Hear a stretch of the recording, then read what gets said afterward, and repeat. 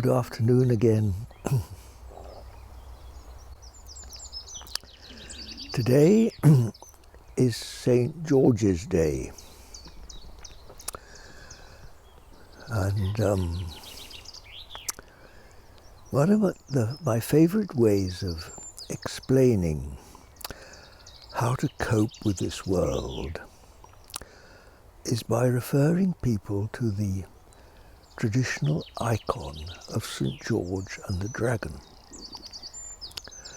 Now in the West, this is commonly portrayed as a militant figure, a muscular St. George with some sort of military weapon and slaying the poor dragon at his feet, and blood all over the place,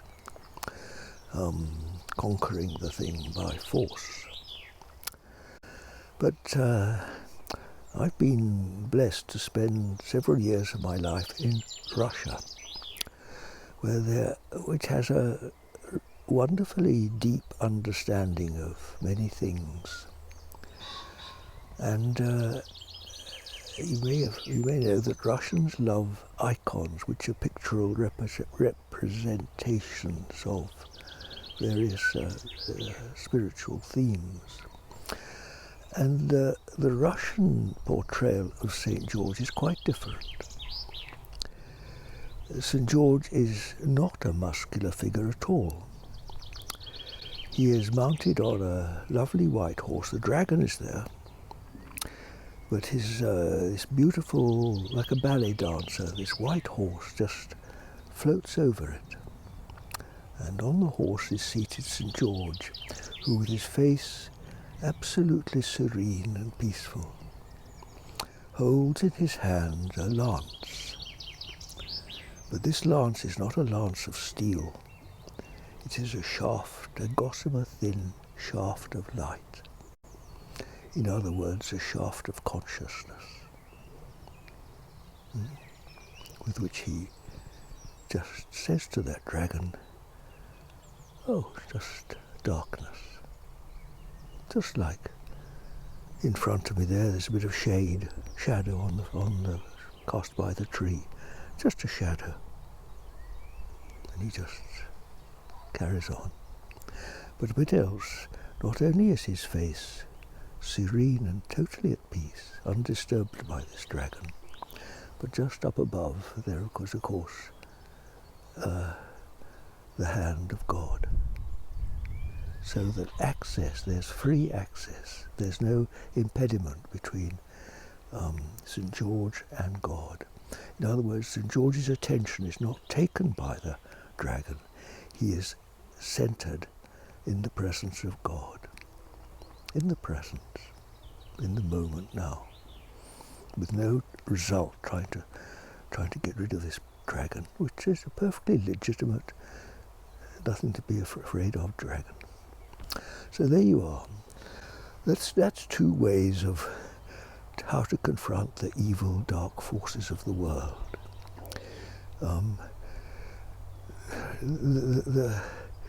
The one that thinks man is the answer to everything in the West, and the other, much deeper, spiritual understanding that is still, thank God, maintained in the more spiritual Eastern Christianity. That was a great lesson to me, because I've spent most of my life struggling how to cope with these monsters of the world. Because of course the monster comes in many, many forms, doesn't it? All the deprivations of life, you might say, everything from poverty to disease, certainly this coronavirus that the world's struggling with now, all the what's so-called injustices and that. And yet, are they as real as we think? See, when the heart is centered present, look at me here and now. You could say, lucky man, he's just in this lovely place by the river on a summer day. What does he know about the evils of the world? But I assure you, my dears, I know a very great deal about the evils of this world. I've travelled a lot, I've seen a lot in my life. And there are two ways of dealing with it, as I say. When I try to deal with it, I make a mess. When I surrender to just being present, I come under higher authority, which knows better. And the more I trust in that, the more I realize I myself am a work of dark. I really don't know anything. God knows all. And in that, I just rest now in completeness.